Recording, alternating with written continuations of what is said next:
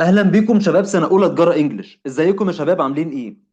يا رب تكونوا بخير ويا رب الدنيا تكون معاكم تمام في الماده. الناس اللي عندها امتحان بكره ان شاء الله خلاص كده مفيش وقت. لو في اي تشابتر في اي جزء في المنهج انت محتاج تراجع عليه وتاكد عليه، عندك التشابترز كلها مشروحه بالتفصيل على القناه. طيب، احنا النهارده ان شاء الله هناخد بارت 2 من الفاينل ريفيجن زي ما اتفقنا ان الفاينل ريفيجن النهارده هتكون عباره عن الجزء النيوميريكال والكويستشنز. طيب، مبدئيا كده يا شباب، هيكون الPDF سايبهولك في الديسكريبشن بتاع الفيديو عشان تحمله وتبدا تذاكر ما بين الفيديو بتاع شرح النهارده وما بين الPDF معاك.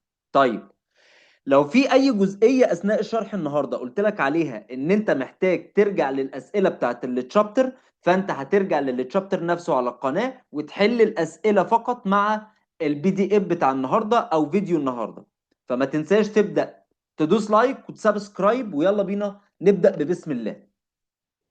مبدئيا كده يا شباب، اول حاجه هنبدا بيها هي الاكاونتنج ايكويشن. هو هنا بقى بيقول لك ان الاكاونتنج ايكويشن او المعادله المحاسبيه عباره عن ان الاسيتس كل ما تملكه الشركه بيساوي اللايبيليتيز كل الديون او الالتزامات او الخصوم اللي على الشركه بلس الاونرز ايكويتي اللي هي الكابيتال بتاع الشركه اللي هو راس مال الشركه. طيب، مدينا بقى تصنيف الكلام ده كله.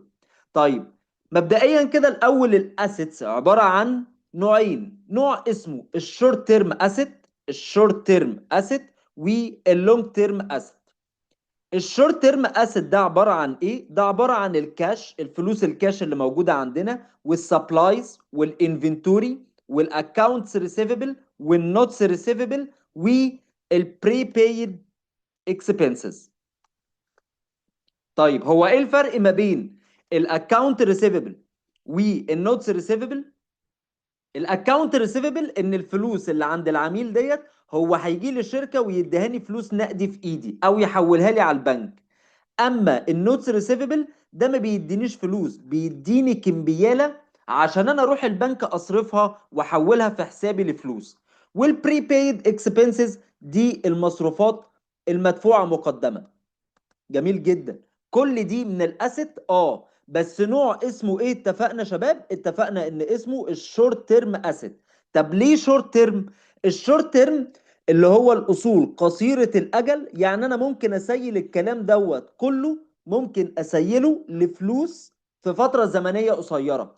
يعني ممكن ادي الكاش دي فلوس، السبلايز ممكن ابيعها واحولها لفلوس، الانفنتوري نفس الكلام، ممكن ابيع البضاعه اللي في المخزن واحولها لفلوس، وهكذا. الشورت تيرم ممكن يجيبها لي باسم تاني في الامتحان، ممكن يجيبها لك باسم الكارنت اسيت. طيب، النوع التاني اسمه ايه؟ النوع التاني من الاسيت اسمه اللونج تيرم اسيت. واللونج تيرم اسيت اللي هي الاصول طويله الاجل. طب دي عباره عن ايه؟ دي عباره عن الفيكسد اسيت او الاصول الثابته. طيب، الاصول الثابته زي ما اتفقنا وزي ما احنا عارفين ان هي عباره عن الارض او الاراضي، البيلدينجز، الكارز، الاكويبمنت والماشين اللي بنستخدمها، المكن والمعدات، والفرنيتشرز، المكاتب والكراسي والاكويبمنت زي مثلا اجهزه الكمبيوتر والسيستمز اللي احنا شغالين عليها جوه الشركه. تمام. طيب، ايه اللايبيليتيز؟ اللايبيليتيز او الخصوم او الالتزامات او الديون اللي على الشركه، يعني دي برضو في منها نوعين. يا اما دين شورت تيرم لايبيليتي، يعني التزام قصير الاجل، وده اسمه الكارنت لايبيليتي. زي ايه؟ زي الاكونتس بيبل، الناس الموردين اللي بيوردوا لنا البضاعه ليهم فلوس، هي دي الاكونتس بيبل. او النوتس بيبل، بدل ما احنا هنروح نسدد الاكونتس بيبل في صوره كاش، فلوس كاش، لا انا هكتب له كمبياله او شيك واروح اديهوله يروح يصرفه من البنك. واي اكسبنسز بيبل تاني الشورت تيرم لايبيليتي اللي هي الالتزامات قصيره الاجل اللي سميناها الكارنت لايبيليتي، دي منها نوعين، يا اما اكونتس بيبل ونوتس بيبل، والنوع الثاني اللي هو اي اسم لاكسبنسز جنب منه بيبل. زي ايه؟ زي مثلا لما اقول الرنت بيبل، او اقول السالري بيبل. يعني ايه؟ يعني دي مصروفات مستحقة عليا واجبة الدفع. الايجار ما ينفعش اتاخر عليه، فعشان كده هو شورت تيرم لايبيليتي، لازم يدفع في وقت قصير. السالاريز، القبض بتاع الناس او مرتبات الموظفين والعمال، دي لازم تدفع شهر بشهره. يعني ده دين عليا بدفعه في فترة زمنية قصيرة، عشان كده اسمه current liability او short term liability. طب والنوع التاني من اللايبيليتي اسمه لونج تيرم لايبيليتي، ومن اسمه كده ده التزام انا بسدده على فتره زمنيه طويله. زي ايه؟ زي لما اروح البنك واخد منه قرض. وزي حاجه اسمها المورجج لون. ايه ده؟ البنكس لون عرفنا ان هو قرض من البنك. ايه المورجج لون دوت؟ ده برضو قرض، بس قرض زي كده التمويل العقاري. يعني ايه تمويل عقاري؟ يعني دوت انا باخد قرض بس مش في صورة فلوس، انا باخد قرض في صورة مباني. اروح اشتري شقة للعمال اللي عندي، اروح اشتري مبنى للشركة عندي. كل دي اسمها مورجج لون، يعني قرض تمويل عقاري. طيب، كده عرفنا الاسيتس وعرفنا اللايبيليتي. ايه هي بقى الاونرز ايكويتي؟ الاونرز ايكويتي يا شباب هي الكابيتال، يعني ده راس مال الشركه. طب يعني ايه بقى راس مال الشركه؟ ده حق كل من يملك الشركه في الاسيتس بتاعت الشركه. تاني، شايفين الاسيتس دي اللي اتكلمنا عليها من شويه؟ اهي الاسيتس ديت الملاك بيملكوها. يبقى ده هنا ادي الاسيتس، يبقى ده هنا الاونرز ايكويتي عباره عن حق المالك في الاسيتس اللي جابها للشركه. طيب دي بنسميها ايه؟ دي بنسميها الاونرز ايكويتي او بنسميها الكابيتال. طيب ودي بتزيد وبتقل، يعني بيحصل لها عمليه تشينجينج او تغير. بتزيد بايه الاونرز ايكويتي؟ قال لك راس مال الشركه ممكن يزيد بالاديشنال انفستمنت. لو احنا في الشركه زودنا استثمارات، ده هيزود راس مال الشركه. طب ويقل بايه؟ قال لك راس المال بتاع الشركه ده هيقل بالمسحوبات الدروينجز، المسحوبات الشخصيه بتاعت صاحب الشركه، وتقل كمان بالمصروفات. يبقى احنا كده عرفنا الاسيتس وانواعه واللايبيليتيز وانواعها، وعرفنا ايه المقصود بكلمه الاونرز ايكويتي. طيب خلي بالك بقى، انا عايز اعرفك على حاجه. الاسيتس زي ما قلنا ان دي كل ما تملكه الشركه، فهو هنا بيقول لك ان الاسيتس ديت هي الريسورسز او الموارد اللي الشركه بتملكها. يبقى الاسيتس هي الموارد المملوكه للشركه، زي ما احنا اتفقنا من شويه كده، زي الكارز والكاش والاكويبمنت والمعدات واللانس والاراضي وكل الكلام ده. يبقى ده الموارد المملوكه للشركه. دي بتساوي ايه بقى؟ قال لك بتساوي حاجتين. مش انت قلت الموارد المملوكة للشركة؟ طب الشركة دي جابتها منين؟ جابتها عن طريق فاينانس، عن طريق تمويل، راحت مولت عشان تشتري الاسيتس والكارز وكل الكلام ده كله. طب مولته منين بقى؟ مولته من الدين. عشان كده الاسيتس بتساوي اللايبيليتيز والاونرز ايكويتي، لان الاونرز ايكويتي واللايبيليتيز دول اسمهم السورسز اوف فاينانس، يعني دول موارد التمويل. تمويل ايه بالظبط؟ تمويل الاسيتس ديت. زي ما قلنا رحنا جبنا من البنك قرض، ورحنا زودنا استثمارات من شارك تانك عشان خاطر نزود في موارد الشركة اللي هتبقى مملوكة لينا. طيب تعالى بقى نعرف حاجه اسمها اللي تشينج في الاسيتس. مش احنا قلنا واتفقنا ان الاسيتس دي عباره عن اللايبيليتيز بلس الاونرز ايكويتي؟ خلاص، اي حاجه جنب الاسيتس لازم تتحط جنب اللايبيليتيز وتتحط جنب الاونرز ايكويتي. لو قلت لي هنا الاسيتس بتاعت ام السيد، هقول لك بتساوي اللايبيليتيز والاونرز ايكويتي بتاعت ام السيد. يبقى هنا اللي تشينج، اي تغير زياده او نقص هيحصل في اللايبيليتيز لازم يقابله زياده او نقص بمعنى تغير في اللايبيليتيز والاونرز ايكويتي. يعني تاني، لما اجي اقول لك ان التغير بتاع الاسيتس ده معناه ايه، تقول لي على طول ما دام تغير، التشينج ما دام تغير معناها زياده ومعناها نقصان. يبقى ما دام الاسيتس زادت ونقصت معناها ان ليها اندنج بالانس وبيجيننج بالانس.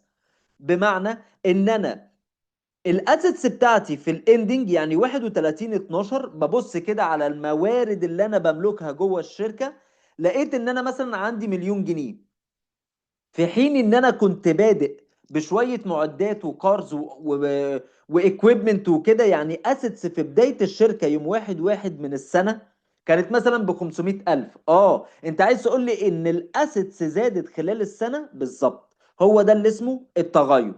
وزي ما عرفنا من المايكرو ايكونومكس ان اي كلمه تغير معناها ending minus beginning او new minus old. تمام يا شباب؟ طيب، حصل التغير في الاسيتس، يبقى احنا اتفقنا ان في اللايبيليتيز والاونرز ايكويتي برضه هيحصل تغير. فاللايبيليتي لما تتغير يبقى الاند ماينس البيجيننج او النيو ماينس الاولد. ونفس الكلام في الاونرز ايكويتي، هشوف يا ترى الكابيتال بتاع الشركه او راس مال الشركه اتغير، فبقى رصيده في الاندنج بالانس قد ايه، وكنا بادئين ببالانس قد ايه في البيجيننج. هي لما اقول الاونرز ايكويتي النيو ماينس الاولد. طيب، تعالى بقى كده نحسب يا ترى الاسيتس في الاندنج ده انا بجيبه ازاي، واللايبيليتيز في الاندنج بتتجاب ازاي، والاونرز ايكويتي في الاندنج بتتجاب ازاي عشان احسب التغير. تقول لي والله انا عايز اقول ان الاسيتس في نهايه السنه يعني الاندنج بالانس دي هتساوي معايا الاسيتس اللي انا بدأت بيها زائد البرشيزد اسيتس. هشوف بقى انا خلال السنة بدأت مثلا بعربية تمنها 200,000 جنيه، وفي نص السنة كده رحت رايح اشتريت عربية كمان للشركة، بس الأسعار كانت زادت فبقت ب 500,000 جنيه، ورحت انا بايع جزء من الاسيتس اللي عندي، عربيه قديمه كده ما كنتش محتاجها رحت بايعها، كلفتني مثلا او بعتها ب 250 الف جنيه. هو ده التغير. يبقى انا لما اجيب الاسيتس في الاندنج هقول الرصيد اللي بدات بيه وازود عليه البرشيزد بتاعتي من الاسيتس ديت، اشوف انا اشتريت قد ايه من الاسيتس يعني زودت الاسيت بقد ايه، واطرح منهم السولد اسيت. يعني ايه سولد اسيت؟ يعني انا قللت الاسيت عندي خلال السنه بقد ايه، عشان كده اجيب الاسيتس في الاند ومنه احسب اللي تشينج في الاسيت. جميل. طب بالنسبه لللايبيليتي اقول له الاندنج بالانس بيساوي البيجيننج بالانس بلس الاكيوريت لايبيليتي. مش انت دوت اللايبيليتي ده دين عليك؟ قال لك طب انت بقى عشان تحسب الدين اللي عليك في نهاية السنة، يبقى دوت عبارة عن الدين اللي عليك اللي انت بدأت بيه السنة، والدين اللي انت زودته على نفسك خلال السنة. بمعنى ايه؟ بمعنى ان انا خلال السنة رحت اتدينت الموردين ورحت خدت قرض من البنك، فده بقى دين عليا، يبقى الدين زاد، عشان كده بجمع عليه الاكيوريت لايبيليتي اللي هي الالتزامات المستحقة على الشركة، يعني واجب دفعها. جميل جدا. واشيل منهم البيد لايبيليتيز. خلال السنة انا كنت بادئ وانا عليا دين بمليون جنيه، لقيتني ان انا خلال السنة بدأت اسدد جزء في جزء، فده بقى البيد لايبيليتي، يعني ده اللي بيقلل لي اللايبيليتيز، والاكيوريت لايبيليتي هو اللي بيزود لي اللايبيليتيز. يبقى ده انا كده اعرف اجيب منه اللي تشنج في اللايبيليتي. ونفس الكلام في الاونرز ايكويتي، اشوف بدات بقد ايه واجمع عليه. ركز بقى معايا، هجمع عليه الاديشنال انفستمنت. مش احنا قلنا هو ده اللي بيزود الاونرز ايكويتي؟ لما جينا اتكلمنا عن الاونرز ايكويتي يا شباب هنا قلنا ان اللي بيزود الاونرز ايكويتي الاديشنال انفستمنت، واللي بيقللها الاكسبنسز والدروينجز.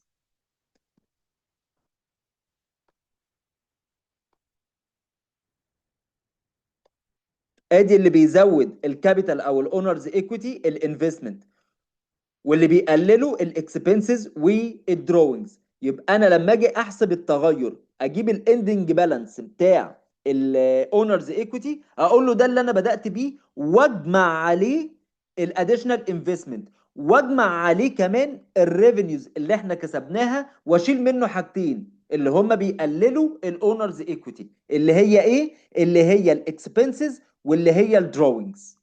يبقى تاني انا عشان اجيب الاونرز ايكويتي في الاند هقول له البيجيننج اللي انا بدات بيه، واضيف عليه الانفستمنت، واضيف عليه الريفينيوز. يبقى انا دول الحاجتين اللي انا بضيفهم، وبشيل كمان حاجتين، بشيل الاكسبنسز وبشيل الدروينجز اللي هم اصلا بيقللوا الاونرز ايكويتي، عشان اقدر اجيب اللي تشينج في الاونرز ايكويتي. طيب لما اجي بقى، انت بتقول لي الريفينيوز والاكسبنسز، خلي بالك ان انا لما اشيل الريفينيوز من الاكسبنسز ده على طول بيديني النت بروفيت او النت لوس. نت بروفيت لو انا لما جيت اطرح الريفينيوز ماينس الاكسبنسز لقيت ان الريفينيوز اكبر من الاكسبنسز، لكن هتحقق الشركه امتى نت لوس او صافي خساره؟ لو لقينا ان الاكسبنسز هي اللي اكبر من الريفينيوز. تمام يا شباب؟ طيب تعالى بقى كده، زي ما اتفقنا اي زياده في الاسيتس لازم يقابلها زياده في اللايبيليتيز والاونرز ايكويتي، فهنا بقى بتتفصل واحده واحده. لو حصل زياده في الاسيتس ده معناه ان حصل زياده في اللايبيليتيز والاونرز ايكويتي، تمام. ولو الاسيتس قلت فده لازم يكون ترجمته ان اللايبيليتيز والاونرز ايكويتي قلوا، تمام. ده احنا لسه واخدينها مظبوط. طب تعالى بقى كده، لو حصل في الاسيتس تغير، يعني ايه تغير؟ يعني لقينا ان في اسيتس زاد وفي نفس الوقت لقينا ان في اسيت تانية قلت. يعني انا زودت مثلا الكاش وفي نفس الوقت رحت بايع عربية، فالاسيت الكار قلت، يعني الاسيت قلت. يبقى انا التغير اللي حصل في الاسيت هنا مرة زاد ومرة قل. طب دوت هيبقى ايه بقى؟ قال لك بص هنا، لو الاسيت اللي زادت عندك بتساوي او بنفس المقدار او بنفس الفلوس اللي قلت بيها الاسيت التانية، يبقى هنا مفيش تشينج في اللايبيليتيز والاونرز ايكويتي. خلاص. انا هنا لما زودت الكاش جالي فلوس مليون جنيه، وبعت عربية بمليون جنيه، خلاص ده راح مع ده، يبقى مفيش تغير حصل في الاسيت، عشان كده مفيش تغير حصل في اللايبيليتيز والاونرز ايكويتي. طيب لو انا لقيت بقى العكس، لو لقيت ان اللايبيليتيز والاونرز ايكويتي زادوا مره وقلوا مره بالسيم اماونت او بالسيم دولارز، يعني انا اللايبيليتيز زادت والاونرز ايكويتي زادت وفي نفس الوقت في لايبيليتي قلت وفي اونرز ايكويتي قلت، يبقى دي راحت مع دي ودي مع دي، يبقى هنا برضو مفيش تغير حصل في الاسيتس.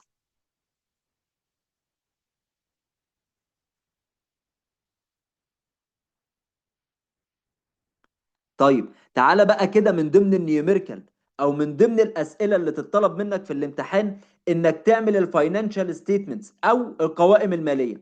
بس قبل ما اخش معاك في القوائم الماليه عايز اقول لك على حاجه، ان هو هنا لما نيجي نحسب الاسيتس ايكوال لايبيليتيز بلس اونرز ايكويتي مش لازم يجيبها لك في الامتحان ارقام وانت تجمع، لانه استحاله يقول لك دي بكذا ودي بكذا هات كذا. لا، هو ممكن يتلاعب فيها من ضمن اسئله، ان هو يدي لك مثلا الاسيت ويدي لك الاونرز ايكويتي بس مش رقم، يقول لك ان الاونرز ايكويتي عباره عن 20% من الاسيت، هو عايز اللايبيليتي، خلاص هقول له ان اللايبيليتي بتساوي الاسيت ماينس الاونرز ايكويتي،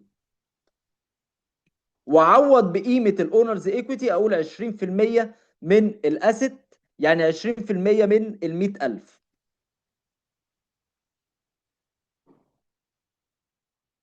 تعالى بقى ايه نخش في موضوع تاني اللي هو الفاينانشال ستيتمنت.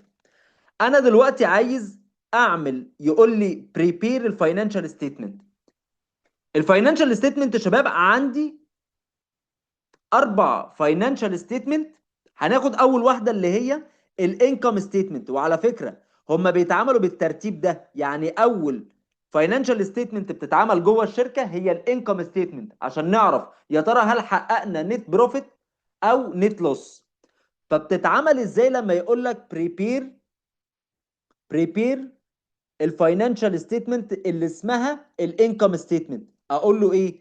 اقول له الاي بي سي كومباني او ايا كان اسم الكومباني، اكس كومباني، اكتب اسم الشركه الاول، وبعد كده نوع الستيتمنت اللي هي الانكم ستيتمنت، وتحت في السطر الثالث كده اكتب له فور ذا يير اندد ات 31/12. يعني احنا بنعمل الانكم ستيتمنت ديت، بنقدمها عن شركه اي بي سي في نهايه السنه بتاعت 2020 for the year ended at 31/12/2020. طيب، هي الانكم ستيتمنت دي عباره عن ايه؟ مش انت عايز تحسب منها هي الشركه بتكسب ولا بتخسر؟ خلاص، يبقى الانكم ستيتمنت ديت يا شباب عباره عن الريفينيوز ماينس الاكسبنسز.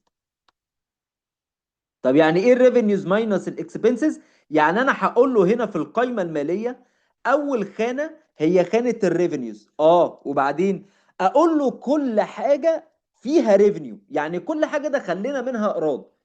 انت لما بعت دخل لك ايراد يبقى السيلز ريفينيو. رحت في استشاره، شركه بتقدم استشارات ماليه او استشارات محاماه وبتاخد كوميشن، نسبه او عموله، خلاص يبقى انت كده ده ايراد دخل لك من الكوميشن ريفينيو. بتأجر أرض وبيخش لك منها رينت ريفينيو، يبقى الرينت ريفينيو. صلحت حاجة ودخل لك منها ريفينيو، يبقى الريبير ريفينيو. ايه ده؟ دي كل الريفينيوز. احط له كل قيم الريفينيوز اللي دخلت لنا الشركة، كل الإيرادات، واحسب له التوتال ريفينيوز، او يوم جاي جامع بقى كل ده في التيبل الحلو ده، واحط هنا مجموع الإيرادات اللي احنا حسبناها من شوية. وبعد كده نفس الكلام على الاكسبنسز، اقول له كل حاجه صرفنا فيها. صرفت في ايه؟ صرفت مصروف ايجار، يبقى رنت اكسبنسز. يوتيليتيز اللي هي الميه والغاز والكهرباء، المرافق يعني، يبقى اليوتيليتيز اكسبنسز. السالاريز اكسبنسز. كل المصاريف اللي انت بتصرفها جوه الشركه هتحطها له هنا. الماركتنج، التسويق، صرفت فلوس على التسويق. الانترست اكسبنس، الفايده، مصروف الفايده اللي انت دفعتها للبنك على القرض، ودي في اخر الفيديو هنعرفه ازاي بتتحسب. الانشورنس، انت كنت داخل تأمين، مأمن مثلا على الشركة او على المخزون بتاع البضاعة اللي عندك، بتدفع له نسبة او مصروف على التأمين. جمعت كل ده هتحطه له في التوتال، تقول له التوتال اكسبنسز بتساوي كذا. بس بما ان المعادلة بتقول ان الريفينيوز ماينس الاكسبنسز، احنا في الاكاونتنج اي حاجه بتقابلها النيجاتيف ساين بتتحط بتوين براكتس. فانا لما اجي اجمع دول، لما اجي اجمع الاكسبنسز بما انها نيجاتيف ساين بتتحط مش بنيجاتيف ساين، بحطها بتوين براكتس. خلاص، انت بتقول لي الريفينيوز ماينس الاكسبنسز، هقوم جاي انا هنا واخد الريفينيوز اللي احنا خدنا منها التوتال اهو، التوتال ريفينيو، اشيل منه التوتال اكسبنسز عشان اشوف يا ترى هل حققنا نت بروفيت يعني صافي ربح ولا صافي خساره. يقوم جاي هنا قايل ادي في الاخر النت بروفيت ده امتى نت بروفيت؟ والله لو لقيت ان الريفينيو كانت اكبر من الاكسبنسز، وانا لسه هحسب ده اكبر ولا ده اصغر. لا، مش انت بتقول الريفينيو ماينس الاكسبنسز، والله لو طلع لك بوزيتيف، الرقم بوزيتيف، يبقى ده نت بروفيت. طب لو طلع لك الرقم نيجاتيف، خلاص يبقى ده نت لوس. معنى نيجاتيف ان الاكسبنسز كانت اكبر من الريفينيوز، فتبقى نت لوس او صافي خساره. القائمه الثانيه نعملها ازاي؟ لما يجي يقول لي بريبير الاونرز ايكويتي ستيتمنت، لما يطلب مني ان انا اعمل له اونرز ايكويتي ستيتمنت، هقول له نفس الكلام، اسم الشركه فوق اي بي سي كومباني، بنعمل لها ايه؟ بنعمل لها اونرز ايكويتي ستيتمنت. طيب الكلام دوت في اي وقت؟ قال لك لا، فور ذا يير اندد ات 31/12 من السنه 31/12 من سنه 2020. طب والاونرز ايكويتي دي عباره عن ايه؟ مش انت قلت من شويه ان الاونرز ايكويتي دي هي الكابيتال بتاع الشركه او راس مال الشركه؟ طيب مش راس المال الشركه ده احنا قلنا بيتغير، ان احنا ممكن نزود له اديشنال انفستمنت، وممكن نزود له ريفينيو، وكمان ممكن نشيل منه، يعني نقلل الكابيتال بالدروينجز والاكسبنسز، او هو دوت قائمه راس المال او قائمه حقوق الملكيه.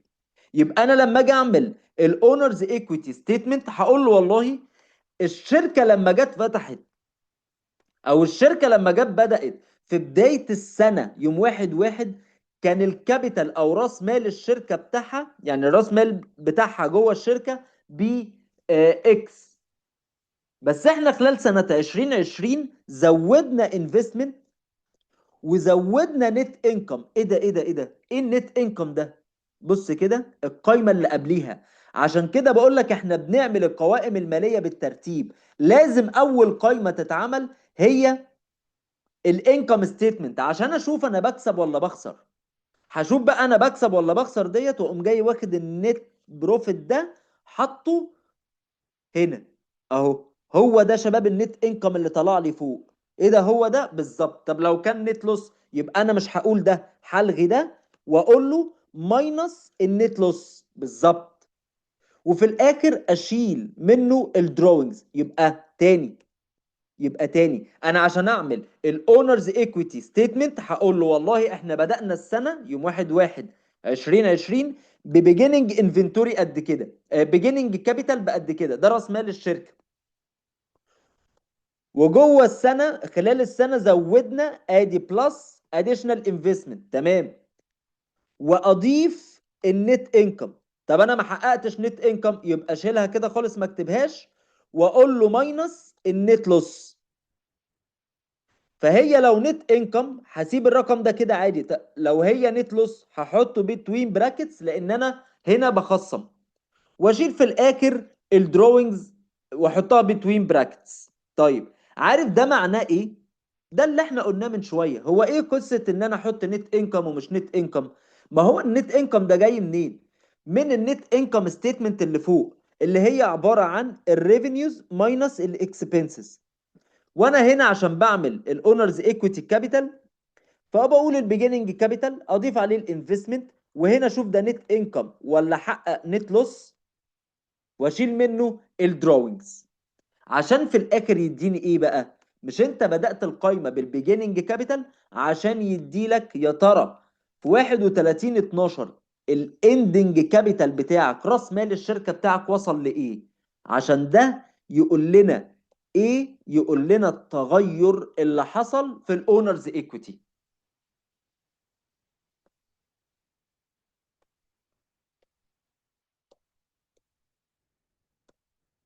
يقول لنا ايه يا شباب؟ يقول لنا التغير اللي حصل فين؟ في الاونرز ايكويتي او راس مال الشركه. طيب تالت قايمه معانا هي قايمه البالانس شيت، الميزانيه العموميه او المركز المالي. بدي بتمثل ايه؟ دي بتمثل الفاينانشال بوزيشن او المركز المالي للشركه. فهقول له ده اسم الشركه اي بي سي كومباني، بنعمل لها بالانس شيت. والكلام ده كان امتى؟ كان 31/12/2020. تمام. البالانس شيت عباره عن ايه؟ مش انت هنا بتحسب له الفاينانشال بوزيشن؟ طيب هو المركز المالي هيكون عباره عن ايه؟ قول لي الاسيت اللي بتملكه الشركه قد ايه، وبعد كده قول لي مديونتها قد ايه، واجمعهم على الكابيتال او راس مال الشركه. يعني دوت الاسيتس واللايبيليتيز والاونرز ايكويتي. فانا لما اجي اعمل اعداد للبالانس شيت هقول له رقم واحد هحط هنا الاسيتس، واحط تحتيها كل حاجه تخص الاسيت اللي هم ايه؟ اللي هم النوعين اللي قلنا عليهم، يا اما شورت تيرم اسيت اللي هي الكارنت اسيت، يا اما لونج تيرم اسيت اللي سميناها فيكسد اسيت. كل الاسيتس هحطها هنا. ادي الكاش كارنت، اكونت ريسيفبل او نوتس ريسيفبل دي كارنت اسيت، السبلايز كارنت اسيت، اللاندز دي فيكسد اسيت. جميل. والبري بيد اكسبنسز مهمه بقى دي. ادي البري بيد اكسبنسز المصروفات المدفوعه مقدما. مهمه ليه بقى؟ مهمه مش عشان حاجه ما احنا لسه شارحينها فوق، بس مهمه عشان ما تتلخبطش وتلاقي ان هي اكسبنسز فتحطها في اللايبيليتي، لا، او تحطها في الاونرز ايكويتي. الاسيت او الاكسبنس الوحيد اللي بيتحط في من ضمن الاسيت هو البري بيد اكسبنسز. اجمع كل الكلام دوت واقول له ده التوتال اسيت. وبعد كده انزل تحت اقول له عايزين بقى نحط اللايبيليتيز. ادي اللايبيليتيز عباره عن الاكونتس بيبل او النوتس بيبل، كل الاكسبنسز البيبل. ما احنا اتفقنا ان اي كلمه اكسبنس او اي كلمه جنبها بيبل، سواء بقى رنت بيبل، سواء سالاريز بيبل، بانكس انترست بيبل، يعني دي مصروفات مستحقه، دي بتكون لايبيليتي على الشركه. واحط معاهم البنك لون، ما دوت لايبيليتي طويل الاجل او لونج تيرم لايبيليتي. وبص بقى، في اللايبيليتي بنحط الان ايرند ريفينيو. تاني، الان ايرند ريفينيو دي بتتحط فين؟ بتتحط من ضمن اللايبيليتي. اقوم جاي مجمع كل اللايبيليتي واقول له ده التوتال لايبيليتي. جميل، ادي التوتال لايبيليتي. التوتال لايبيليتي دوت انا هجمع عليه ايه؟ هجمع عليه الاونرز ايكويتي. فانا لما اجي اقول الاونرز ايكويتي هقول الكابيتال اندنج بالانس. طب ايه ده؟ هو هيديني في الامتحان الكابيتال اندنج بالانس؟ لا، ما انت لسه جايبه.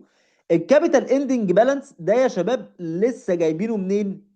جايبينه من الاونرز ايكويتي. ادي اهو الكابيتال اندنج اهو. يبقى ده اللي انا بحطه في الاونرز ايكويتي في البالانس شيت. عشان كده بنقول القوائم الماليه بتتعمل بالترتيب: الانكم ستيتمنت الاول، بعد كده الاونرز ايكويتي، بعد كده البالانس شيت. جميل. جيت بقى انت حطيت الكابيتال او الاندنج كابيتال اللي هو الاندنج بالانس في قائمه المركز المالي او البالانس شيت. فانت هتعمل ايه بقى؟ هتجمع التوتال لايبيليتيز بلس الاونرز ايكويتي. عشان نقول ايه؟ عشان نقول ان الاسيت بتساوي اللايبيليتيز بلس الاونرز ايكويتي. هنا انا بحط اللايبيليتيز والاونرز ايكويتي مجتمعين مع بعض. عشان كده قلت التوتال لايبيليتيز بلس اونرز ايكويتي. طيب شايف الرقم ده اللي هو ايه؟ اللايبيليتيز بلس الاونرز ايكويتي لازم يكون بيساوي الرقم ده، والا ما فيش ايكويشن. تاني، لازم الرقم ده الاسيت يساوي اللايبيليتيز بلس الاونرز ايكويتي، لازم يكونوا متساويين يا شباب. لو مش متساويين يبقى انت في حاجه غلط مكتوبه، يا اما رقم غلط، يا اما انت مسقط حاجه مش كاتبها جوه اللجنه وانت في الامتحان. سواء مثلا حطيت مصروف زياده، خدت البريبيد اكسبنسز حطيتها في اللايبيليتي، خدت الان ايرند ريفينيو زودتها او قللت بيها كده. يبقى انت ترجع تاني لمعطياتك في السؤال وتعيد حساباتك من تاني عشان تساوي الرقمين. طيب، بعد اعداد القوائم الماليه ممكن يسالني ايه تاني نيوميركلي؟ ممكن يسالني عن، او اكيد هيسالني في الاكاونتنج سايكل. ايه الاكاونتنج سايكل؟ هيقول لي بقى والله بريبير جورناليزنج، بريبير بوستنج، رحل للترايل بالانس، وهكذا. طيب، انا هنا بقى قبل ما تبدا في اي حاجه عايزك تبقى عارف ايه الديبت وايه الكريدت. دي قصه انا بتلخبط فيها وعامله لي مشكله كبيره قوي، ولا في وقت حتى للخبطه. بص كده، الديبت سايد، الديبت سايد ده الركن المدين او الجانب المدين. يعني ايه جانب مدين؟ ويعني ايه الكريدت جانب دائن؟ بص كده، الجانب المدين ده كل اللي هيخش الشركة. الجانب الكريدت ده بتاع العملاء وبتاع اللايبيليتي. طيب، انا دلوقتي عايز اجيب من الاخر كده انا جوه اللجنة بكرة اشتغل ازاي. شايف الديبت سايد ده؟ الديبت سايد انا مش ببقى عارف ايه الحسابات اللي هي ديبت وايه الحسابات اللي هي كريدت. شايف كلمة اديب دي؟ هنسميها بالديبت. يبقى انا هنا الديبت سايد هختصره في كلمة اديب. يبقى ده اللي انا هحفظه، ان انا هنا الديبت سايد او الجانب المدين هو الاديب، كلمة اديب. يبقى ده كده كلمة اديب، ده الجانب الديبت.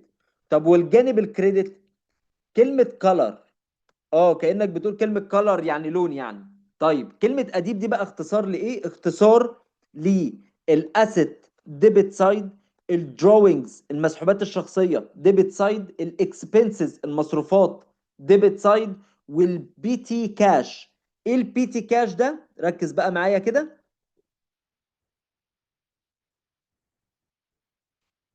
البي تي كاش ده يا شباب اللي هو العهدة. اه دي العهده اللي احنا بنسلمها للموظف، نقول له خد 100,000 جنيه معاك عهده، هتروح بقى انت تخلص المصروفات بتاعت الضرايب وتروح التأمينات وتدفع مواصلات، وبعد كده تيجي ترجع تصفيها معايا عشان اشوف انت صرفت كام من ال100,000، والباقي ترجعه الخزنه. يبقى انا تاني، الديبت سايد ده ابقى مذاكره بكلمه اديب، اختصارها ايه؟ الاسيت والدروينجز الاكسبنسز والبيتي كاش. طيب معنى ان الحسابات دي ديبت سايد، معناها انها بتزيد في الديبت سايد وتقل في الكريدت سايد. طيب وبالنسبه للجانب الدائن اللي هو الكريدت سايد، قال لك الكريدت سايد دوت احنا خلاص عرفنا الحسابات بتاعته اختصارها في كلمه كلر. كلر دي بقى اللي هي ايه؟ كلر دي اللي هي الكابيتال واللايبيليتيز والريفينيوز. تمام يا شباب؟ يبقى دي عشان ما تنساهاش. خلاص احنا كده علمنا الحسابات، نقدر بقى نشتغل عادي. طب يعني ايه بقى الكلر دي كريدت سايد؟ يعني حسابات بتزيد ارصدتها، بتزيد في الكريدت. طب ولو قلت تبقى ديبت، العكس يعني. اه بالظبط. طيب تعالى نعمل اول حاجه الجورناليزنج. عشان اسجل ديبت وكريدت، احنا اتفقنا ان الجورناليزنج عباره عن ديبت وكريدت. انا بسجل المعامله، بشوف الترانزاكشن اللي حصل ايه واسجله. لما اجي اسجله بقى اسجله ازاي؟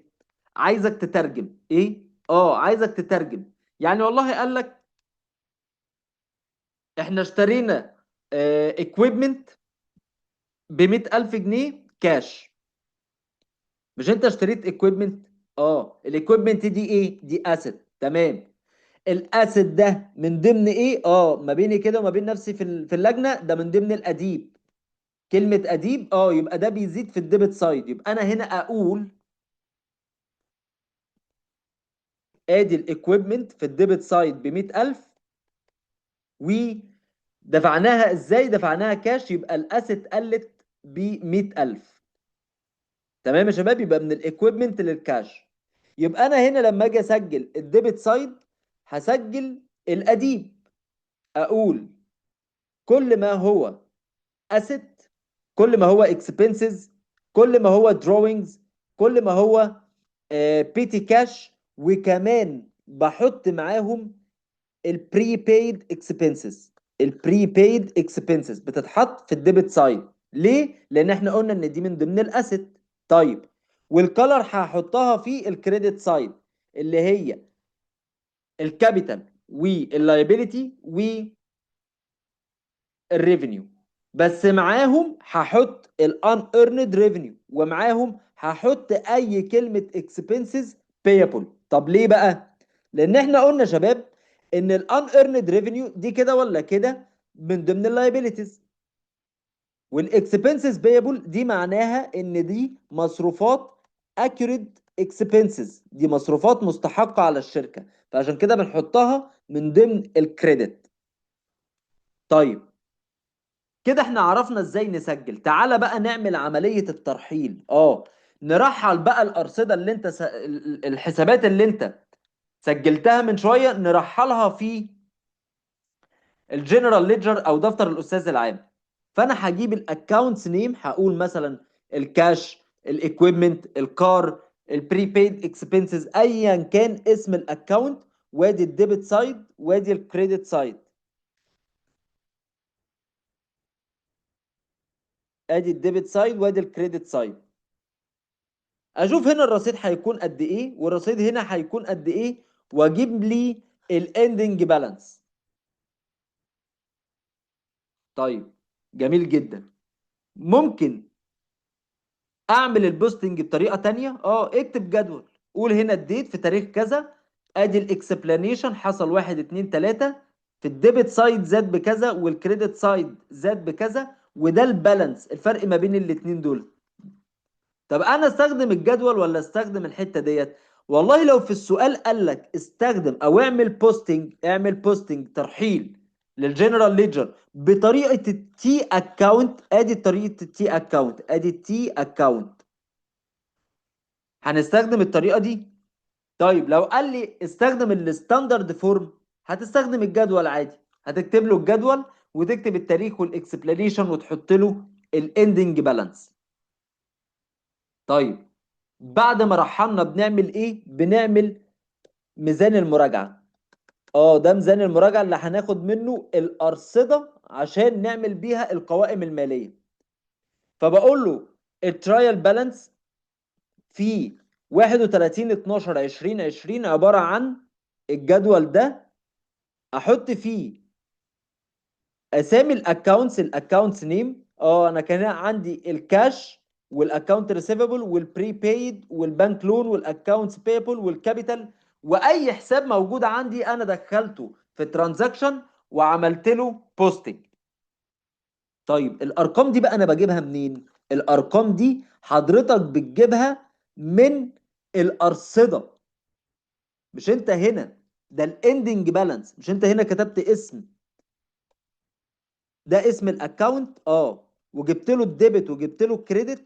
انت عملت ليه كده؟ عملت كده عشان اجيب الاندنج بالانس. يا ترى بقى في التاريخ المعين ده الكاش مثلا رصيده عندي قد ايه؟ يبقى كده، يبقى الاندنج بالانس ده اللي انا باخده وبوديه في الترايل بالانس. يبقى كل الارصده اللي احنا هنكتبها جوه الجدول بتاع الترايل بالانس دي الارصده اللي جايه من عمليه البوستنج من الجنرال ليدجر. يعني دي كلها ending balance، دي ending balance. ولازم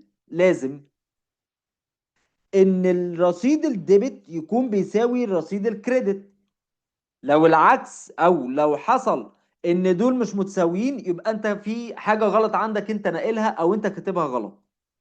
طيب بعد كده نعمل adjusting. ايه الادجستنج بقى؟ ان احنا هنعمل تسوية للحسابات. تعالى بقى كده نعمل رقم واحد السبلايز.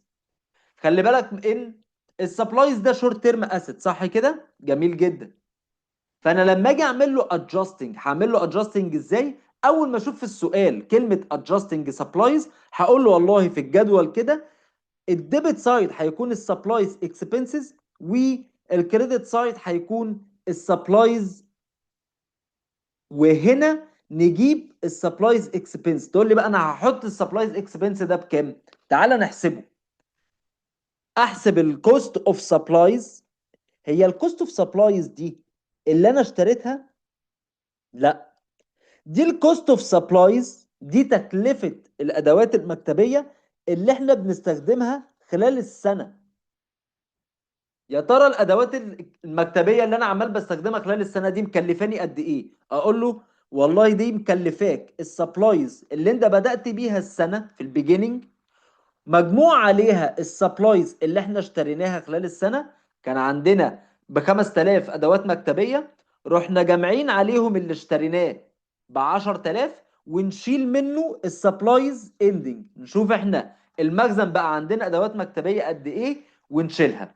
ده يدينا الكوست اوف سبلايز. وكلمة سبلايز ات اند دي اللي ممكن يجيبها لك بقى في الامتحان باسم سبلايز اون هاند. سبلايز اون هاند يعني انا اخر السنة لما فتحت المخزن لقيت دي الادوات المكتبية اون هاند اللي موجودة عندي جوه الشركة، بملكها لسه جوه الشركة. او يقول لك مسمى تاني ليها الانيوزد سبلايز. تاني الانيوزد سبلايز، مش انت لما فتحت المخزن نهاية السنة لقيت دي الادوات المكتبية اللي عندك؟ يبقى دي لسه لم تستخدم، ما استخدمناهاش خلاص، يبقى دي الانيوزد سبلايز. طيب يبقى انا هنا لما اجيب الكوست اوف سبلايز اللي انا بستخدمها اقوم جاي على طول اعمل ادجستنج، اقول له والله السبلايز اكسبنس في الديبت سايد السبلايز قلت عندي بمقدار قد كده جوه الكريدت سايد.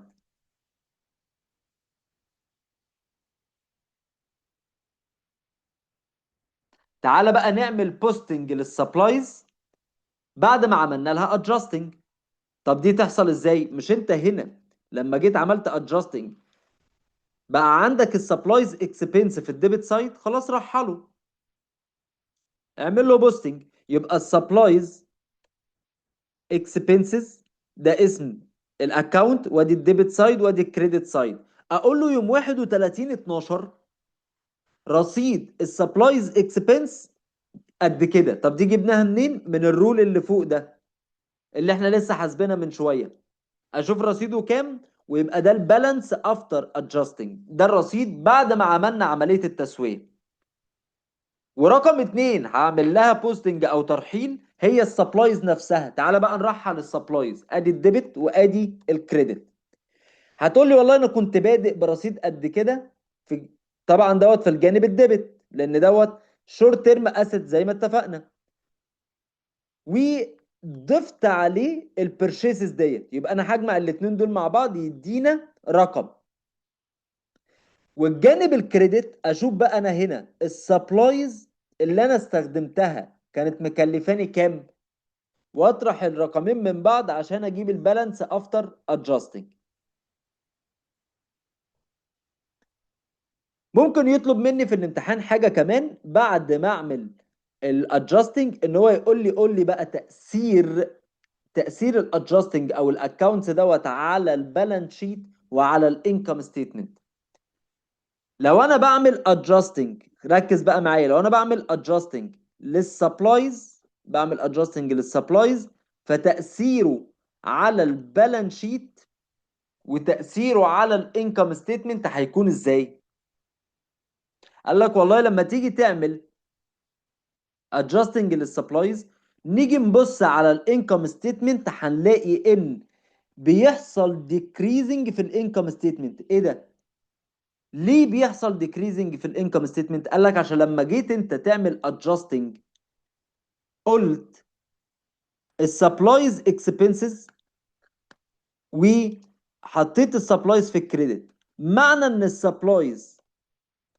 السبلايز في الديبت سايد معناه ان المصروف ده زاد، والمصروف زاد معناها انه بيقلل في الانكم ستيتمنت. تقول لي ايه العلاقه يا عم؟ ما هي الانكم ستيتمنت دي عباره عن الريفينيو ماينس الاكسبنسز.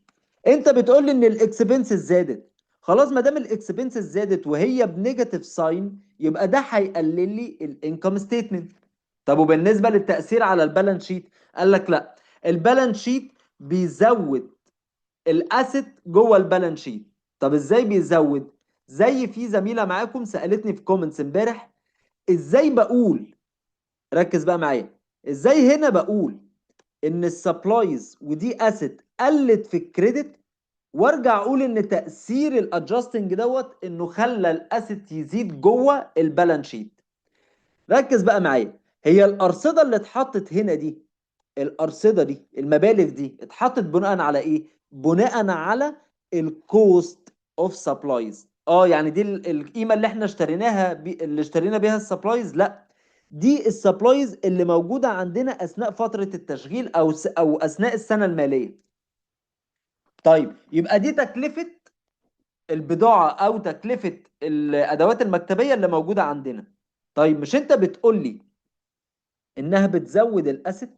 جميل، ما هو انت عندك هنا الاسيت هيفضل بالبوزيتيف ساين. يعني ايه هيفضل بالبوزيتيف ساين؟ يعني انت خلال السنه استهلكت سبلايز، لكن لما جيت تبص في الدفتر عندك نهايه السنه او تفتح المخزن لقيت ان انت لسه عندك اسيت. معقوله يبقى انا لسه عندي اسيت وده يقلل لي؟ لقيت عندي سبلايز، معقوله يكون لسه عندي سبلايز وده يقلل لي الاسيت؟ طبعا لا.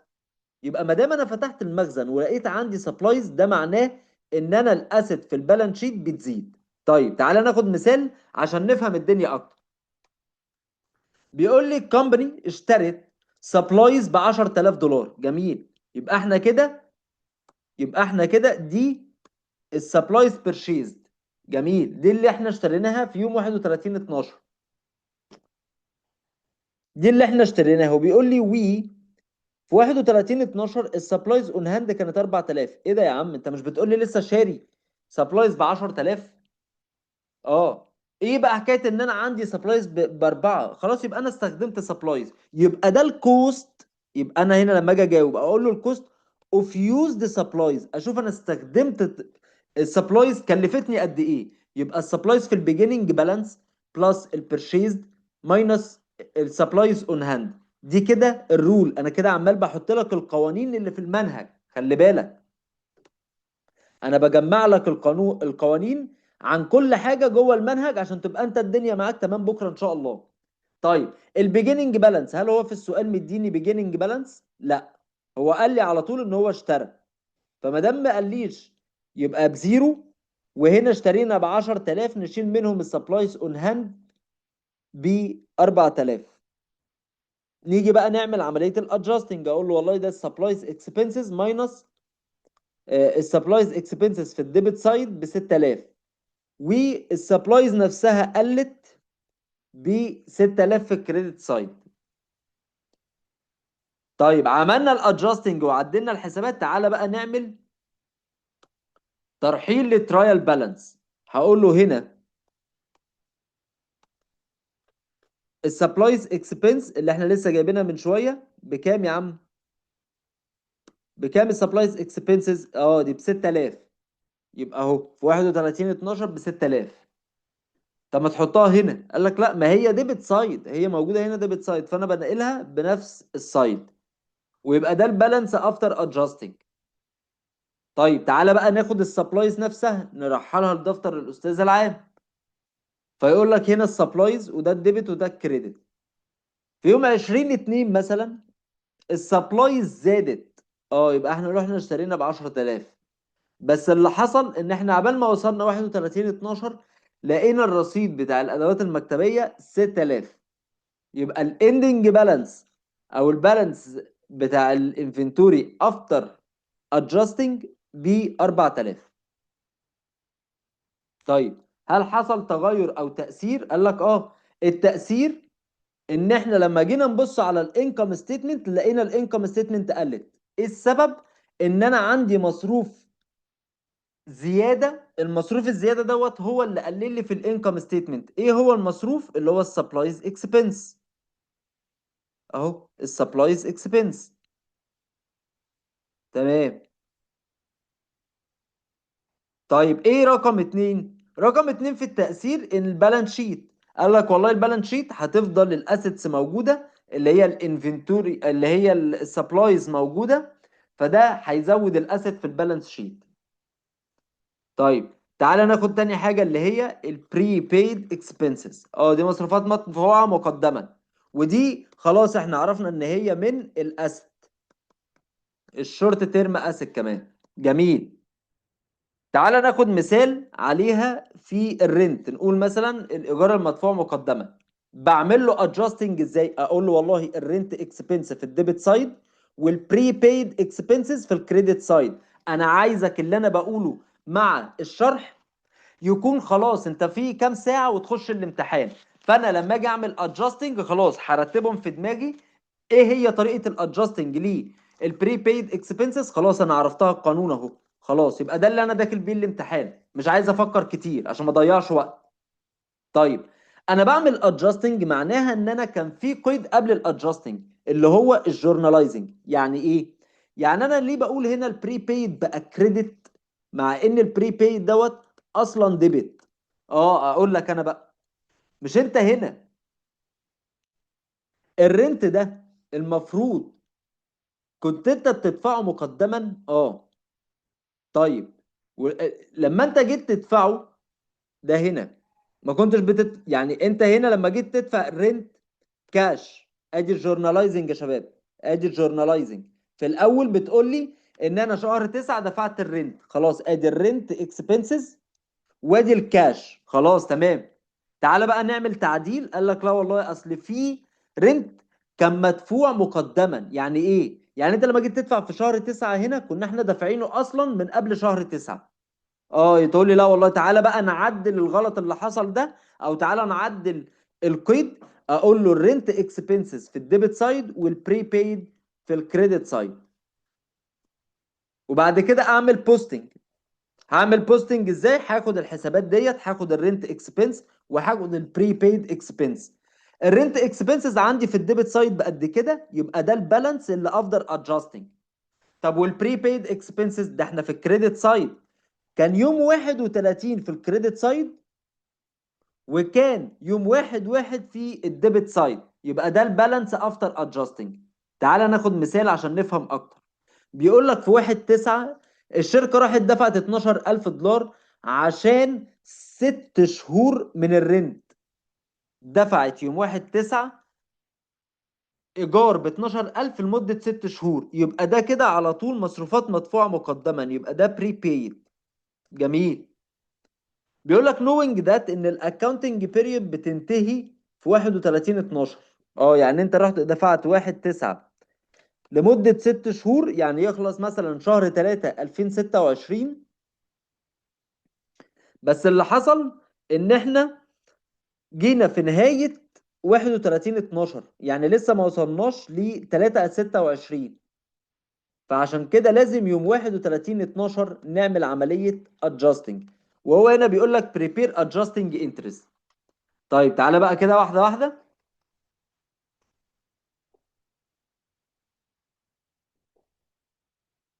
اول حاجه هقول له الجورنال انتري ان انا لما جيت دفعت الايجار دفعته ايه؟ دفعته بري بايد، فاقول له هنا البري بايد رنت، عشان هنا البري بايد دي من الاسيت بتزيد في الديبت سايد. ولما جيت دفعت الايجار اللي هم البري بايد دول دفعتهم كاش، يبقى انا هنا عندي الكاش قل، ب 12,000. طب ركز بقى معايا كده. انت لما الرنت بتاعك انت دفعته كام؟ دفعته 12,000 لمدة ايه؟ 6 شهور. معنى كده انت بتدفع كام في الشهر؟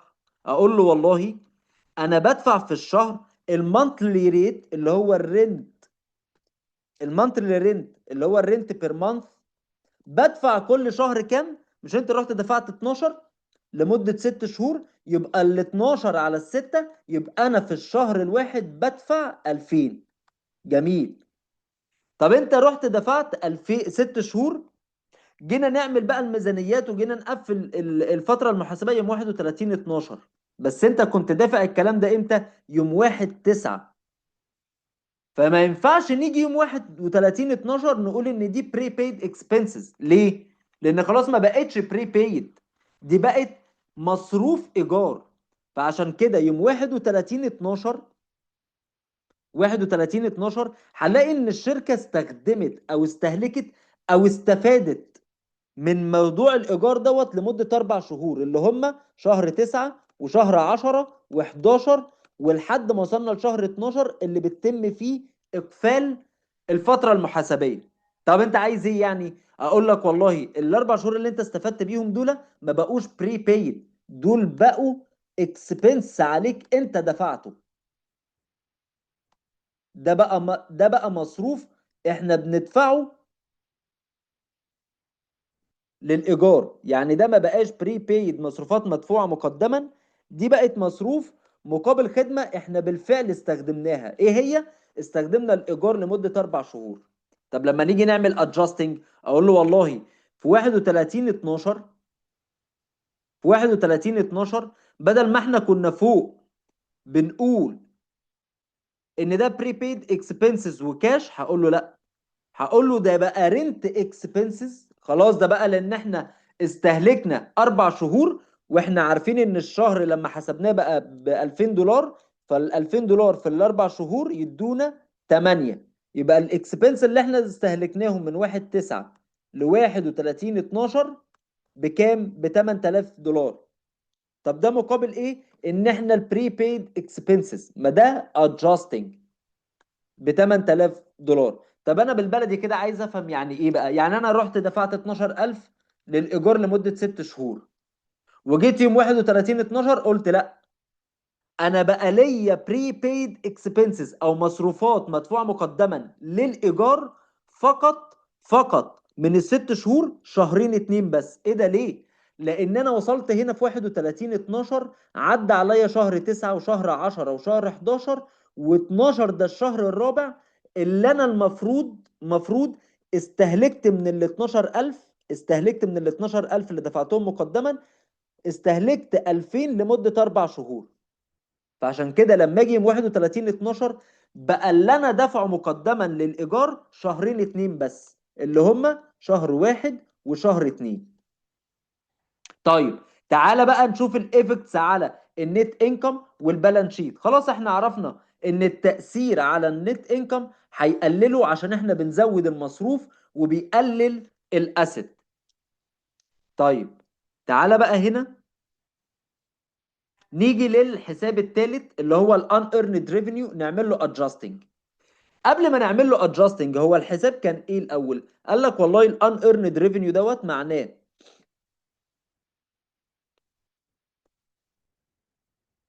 الان earned revenue معناه يا شباب ان احنا قدمنا خدمه استلمنا فلوس الاول من قبل ما نقدم الخدمه. الراجل جه قال لنا انا عايز بضاعه خدوا ثمنها اهي وابقوا حملوا لي او ودوا لي البضاعه بعد شهر او بعد اسبوع. فمعنى كده ان احنا دخل لنا في الخزنه بتاعتنا الكاش الاول وبقى عندنا التزام او liability اسمه unearned revenue. مظبوط.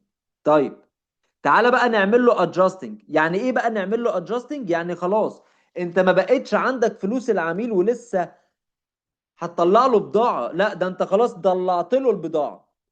هنا نقدر نعمل adjusting بقى نقول له لا والله شايف ال unearned revenue ديت هنعكسها عشان نعدل الظروف.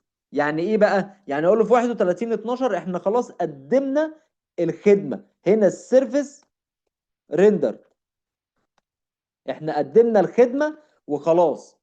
فبقت الفلوس الكاش اللي احنا استلمناها في الاول دي بقت مقابل الخدمة اللي احنا لسه مطلعينها في نهاية السنة 31 12. فلما نيجي نعمل ادجستنج اقول له والله الان earned revenue في الديبت سايد وده بقى سيرفيس ريفينيو، ده ما بقاش ان earned، ده بقى سيرفيس ريفينيو، ده مقابل الخدمة اللي انا لسه مطلعها.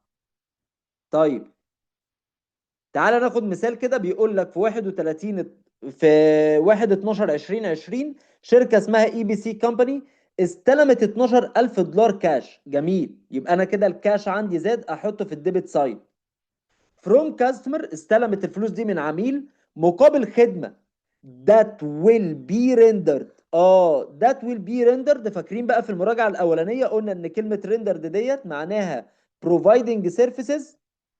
يبقى هنا دي مقابل ان انا لسه هقدم له السيرفيس will be rendered.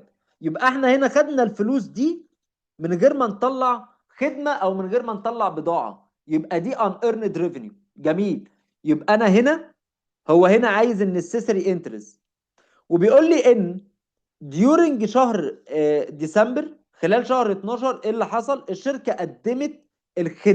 قدمت خدمة مقابل كام؟ مقابل 9000 دولار.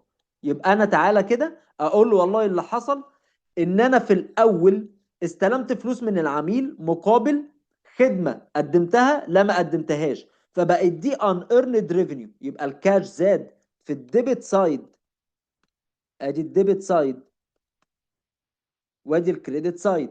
الكاش زاد في الديبت سايد وبقى عندي ان earned revenue، يعني بقى عندي liability او التزام في الكريدت سايد بال 12000 دولار.